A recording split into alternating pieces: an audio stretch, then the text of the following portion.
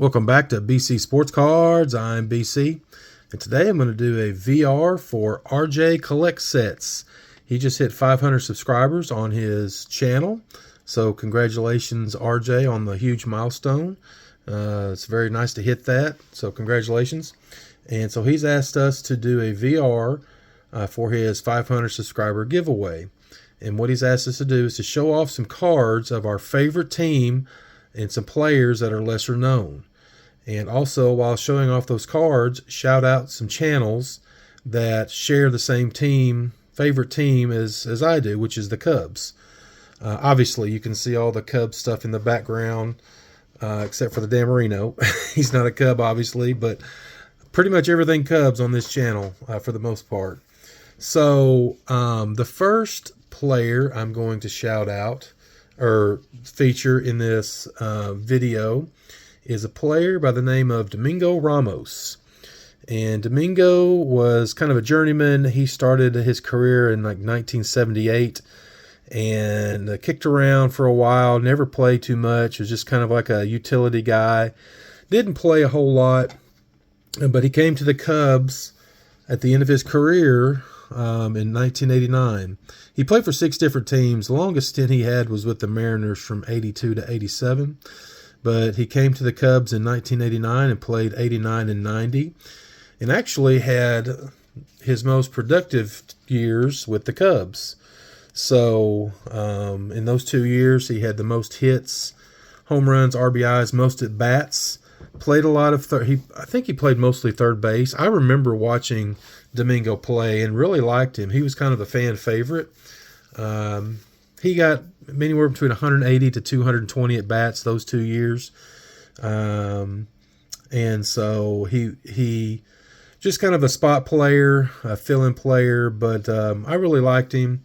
And so Domingo Ramos. And so I'm going to shout out my first channel as a Cubby fan, Vince, the sports card ripping teacher. So Vince is an awesome dude. He's got a great channel. Obviously, he's a teacher if you know him or watched his videos. He does pretty much daily videos from the classroom, so it's pretty awesome. Does a lot of different things, opens cards, and tells a lot of history about baseball, football. He's a big Packers fan and a big Notre Dame fan. So Vince is a good buddy of mine, and so if you haven't plugged into Vince's channel, definitely go over there and check him out. You won't be disappointed.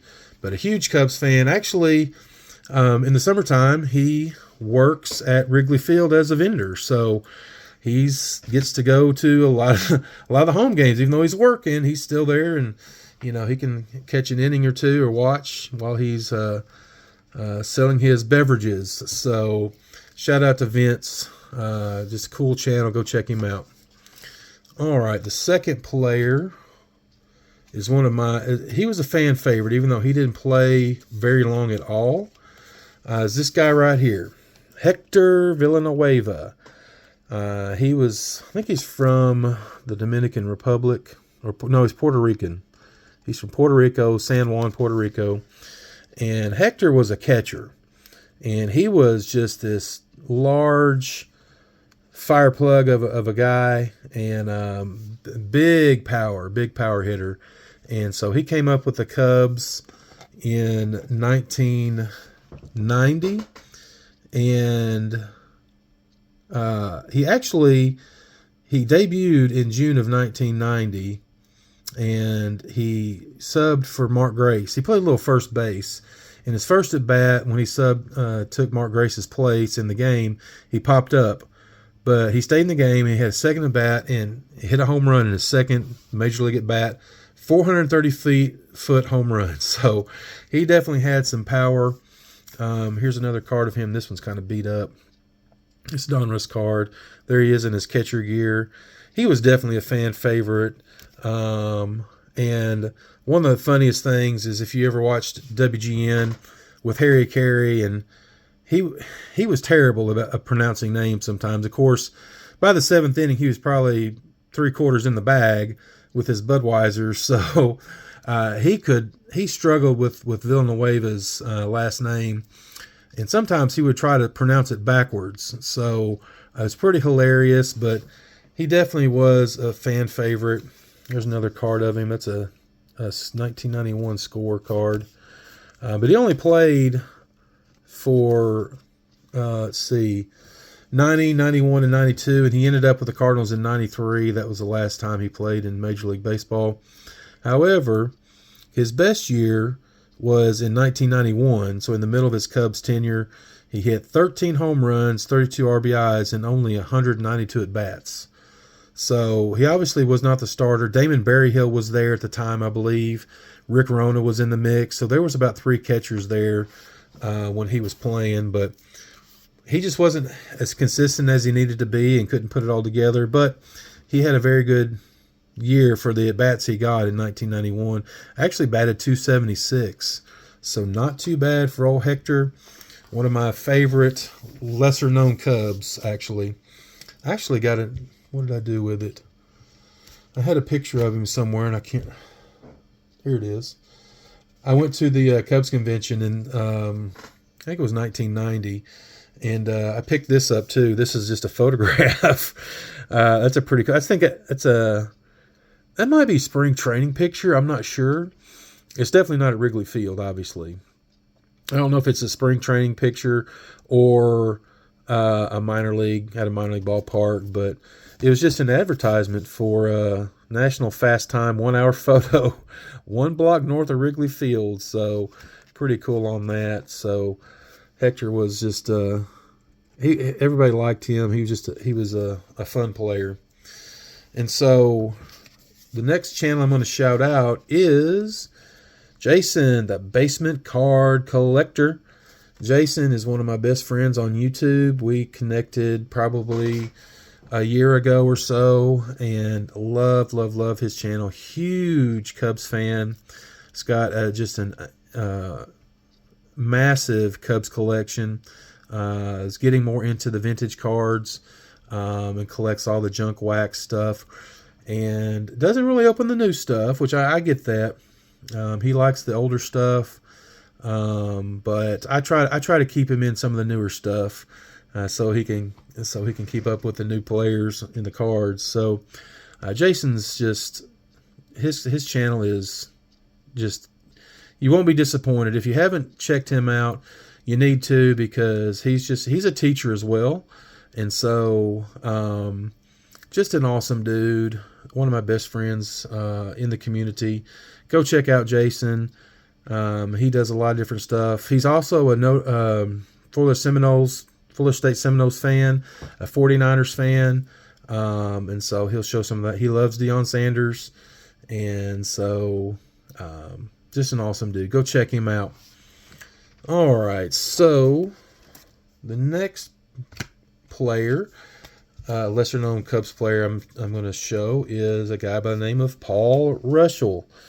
And if you don't know or can't guess, he is the brother of Rick Russell, who is a much more well-known pitcher or player in the major leagues, or was.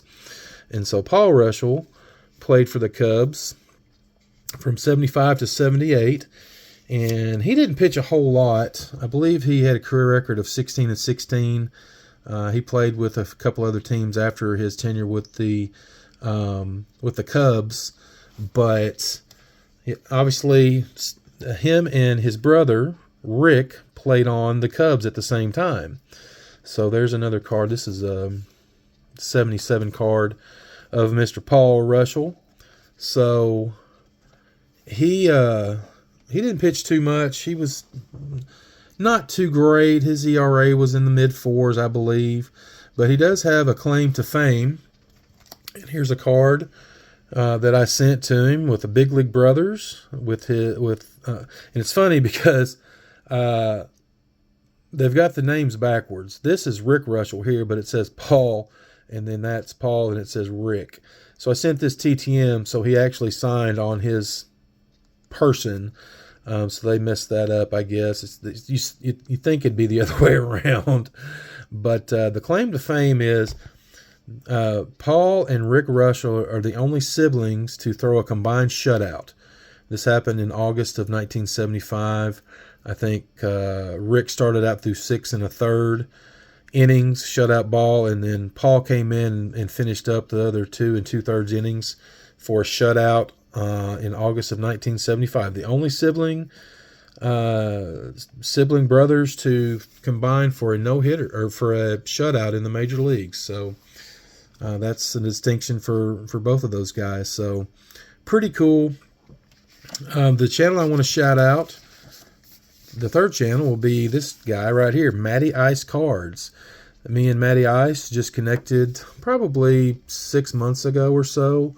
Found out that he was a big Cubs collector, so we've kind of connected. We've swapped cards back and forth a little bit. He's an awesome dude. Has a great collection of all different eras of Cubs. I consider him pretty much a Ryan Sandberg collector like myself. I like to collect a lot of Ryan Sandberg. That's one of his favorite players.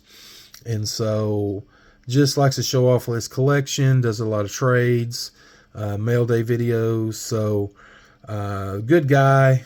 And it's funny that most of these channels, they live fairly close to each other. I think the ones I'm showing are all in one of 2 states.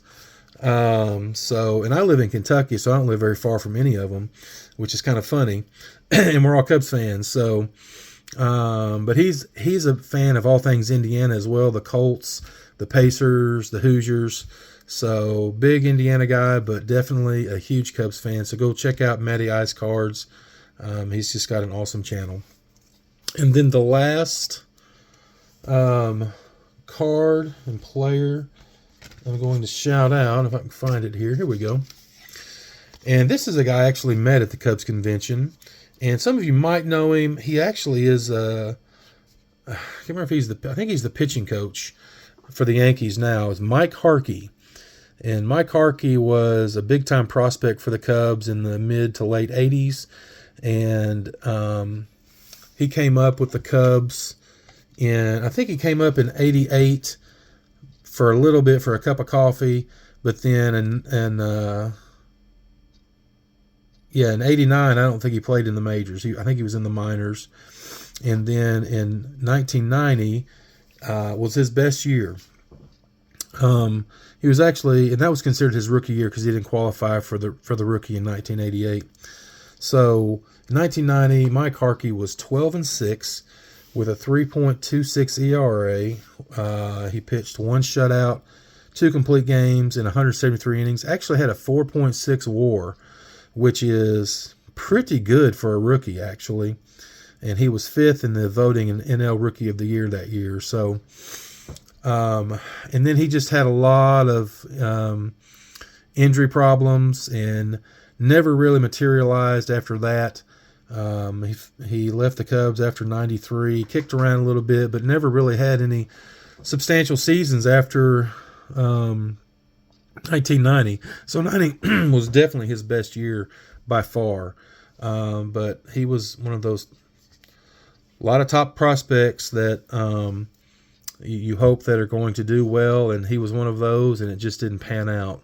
But he is still in baseball. And that's where I sent this card right here is to Yankee Stadium because he is the pitching coach for the Yankees. So still in baseball, great guy. I actually met him at the Cubs convention, I think in 1990, and I actually got him to sign a card, which I don't have anymore for some reason.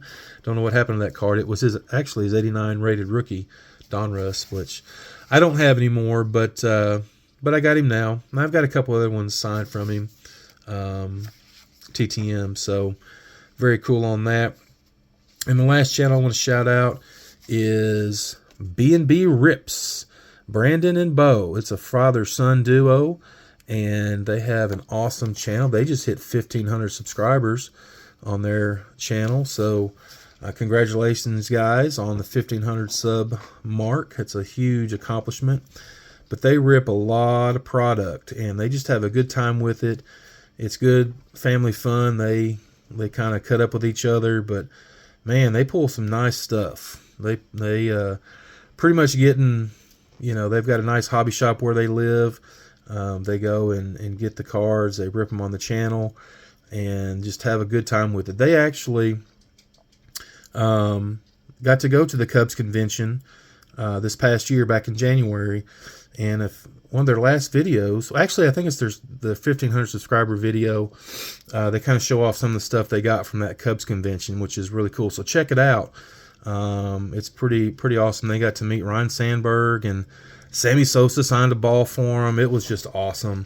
I was so happy they got to go, because CubsCon is it's just an awesome thing for a Cubs fan to go to. So maybe all of this Cubs fans on these channels can get together next year and go to the Cubs convention together, which would be awesome. So that's my VR. RJ, I congratulate you on 500 subs.